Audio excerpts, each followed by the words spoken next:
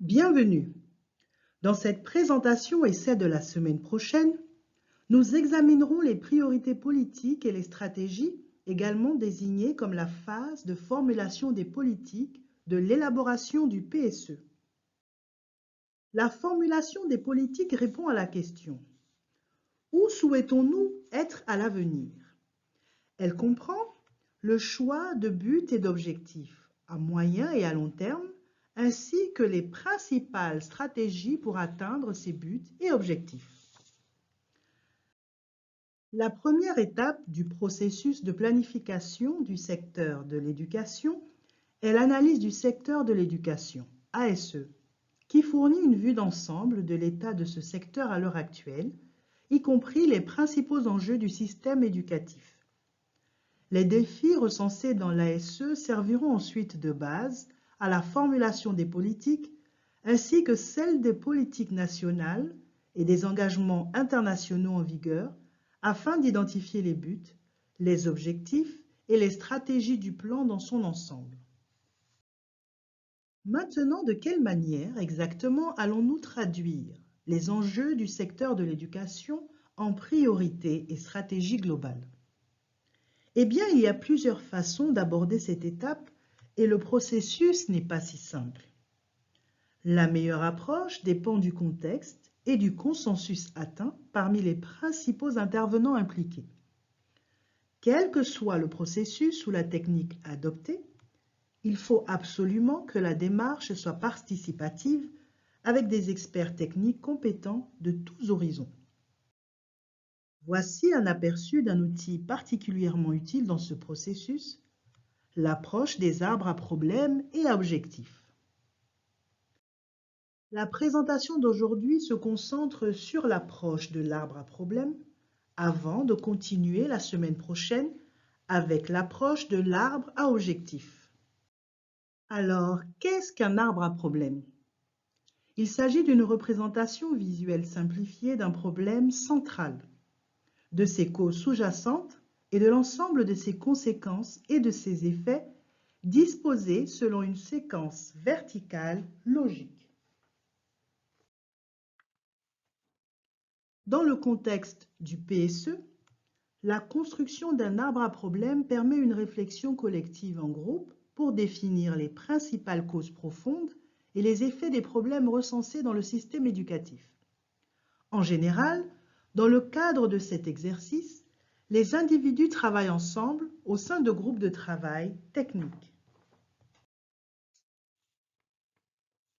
Il faut ensuite hiérarchiser les enjeux recensés et choisis afin de démontrer une relation de cause à effet. Les effets ou conséquences du problème central sont ensuite placés au-dessus du problème central, les branches de l'arbre. Si cela peut paraître un peu compliqué au début, ne vous laissez pas intimider. Dans les prochaines diapositives, la construction d'un arbre à problème vous est expliquée étape par étape. Commençons. La toute première étape consiste à cerner notre problème central.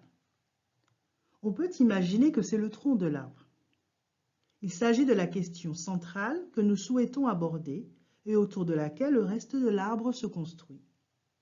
Pour aider à identifier le problème central, une pratique courante consiste à se concentrer sur un thème secondaire, tel que l'accès, équité, la qualité, la pertinence et la gestion-gouvernance dans un seul sous-secteur, ce qui permet de construire un arbre véritablement complet. Prenons l'exemple de l'accès à l'éducation de la petite enfance, EPE. À votre avis, quel est le principal problème lié à l'accès à l'éducation préprimaire? Réfléchissez-y quelques instants. Peu d'enfants ont accès à l'éducation de la petite enfance. Tel est notre problème central. C'est bien ce que vous pensez. N'oubliez pas que plusieurs réponses sont possibles. Mais le faible accès à l'EPE est un problème de base commun à de nombreux pays, qui peut nous servir d'exemple solide pour construire notre arbre à problèmes. Maintenant que nous avons identifié le problème principal de l'accès à l'EPE, nous allons dresser la liste de tous les différents enjeux associés à ce problème central. Cette liste peut comporter les défis recensés dans l'analyse du secteur de l'éducation, ASE, mais aussi ceux issus de notre propre pratique.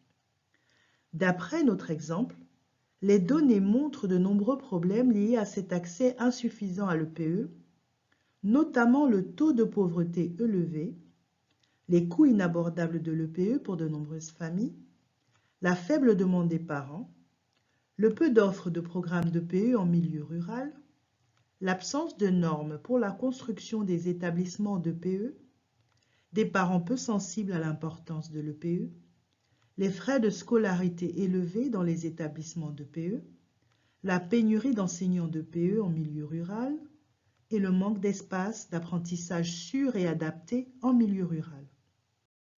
Par conséquent, tous ces enjeux constituent les causes qui font que peu d'enfants ont accès à l'éducation de la petite enfance.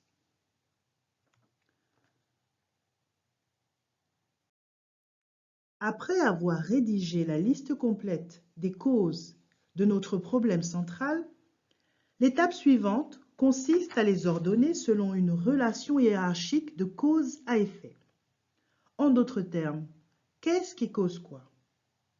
À cette fin, il peut être utile de réfléchir d'abord aux enjeux les plus directement liés et de les regrouper par grands thèmes.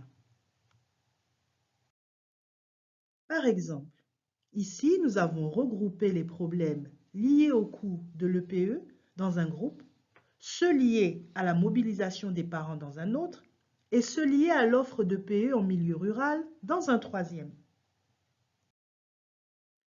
Dans chaque groupe, il faut ensuite hiérarchiser les causes pour identifier celles qui sont sous-jacentes ou ceux qui causent quoi, afin de créer une chaîne de cause à effet. Cette démarche exige une certaine réflexion et une discussion au sein du groupe.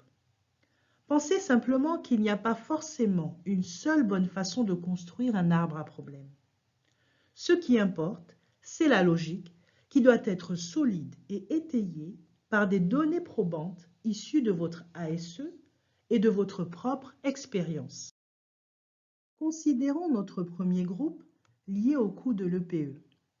On peut supposer que le fort taux de pauvreté et les frais de scolarité élevés dans les établissements d'EPE expliquent pourquoi l'EPE est inabordable pour de nombreuses familles. En d'autres termes, si les programmes d'EPE sont inabordables, c'est parce que les familles ont des ressources limitées pour payer les frais de scolarité élevés. Il convient donc de placer les cases taux de pauvreté élevé et frais de scolarité élevés dans les établissements d'EPE sous la case coût de l'EPE inabordable pour de nombreuses familles, avec des flèches vers le haut pour démontrer la relation de cause à effet.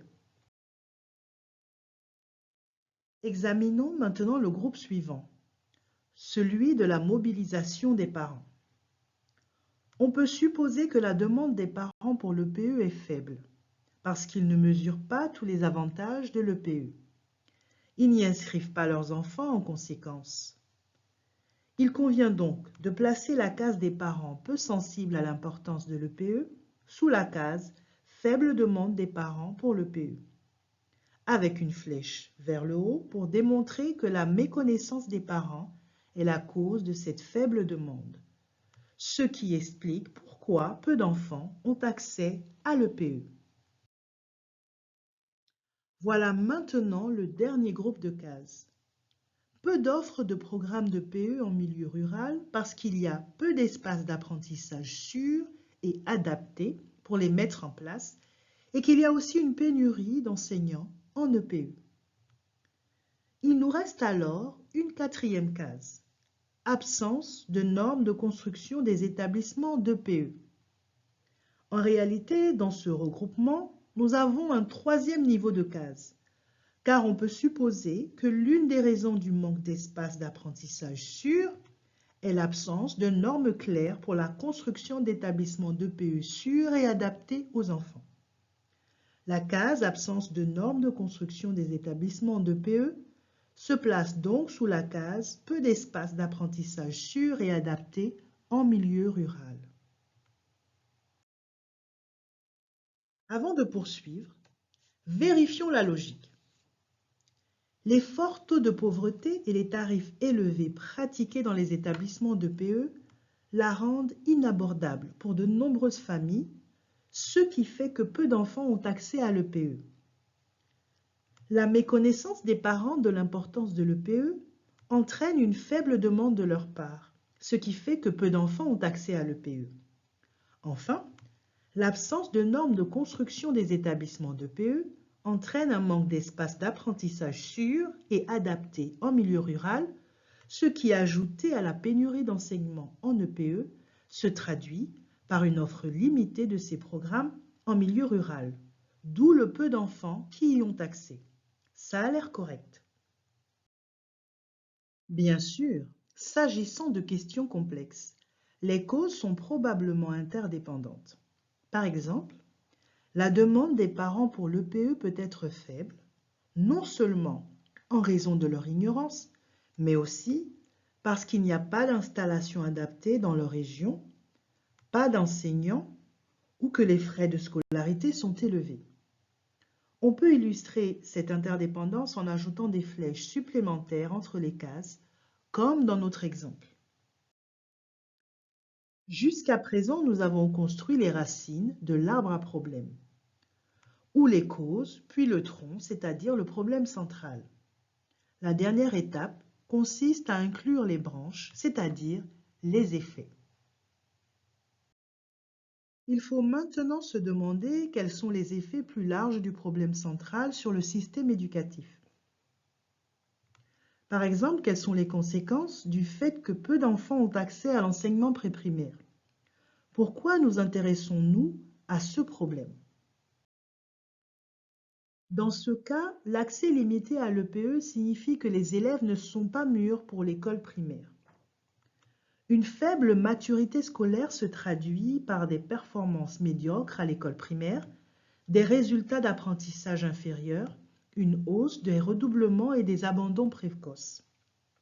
À ce stade, nous avons une idée claire du problème central, de ses causes sous-jacentes et de ses impacts plus larges. Maintenant, vous vous dites peut-être, mais le but du PSE n'est-il pas de proposer des solutions aux problèmes identifiés? Ne vous inquiétez pas. C'est là qu'intervient l'arbre à objectifs qui fait l'objet de la prochaine présentation. Cette semaine, nous allons nous servir du travail effectué dans le module 4 pour construire collectivement nos propres arbres à problèmes autour d'une question centrale. Oui, c'est vraiment passionnant.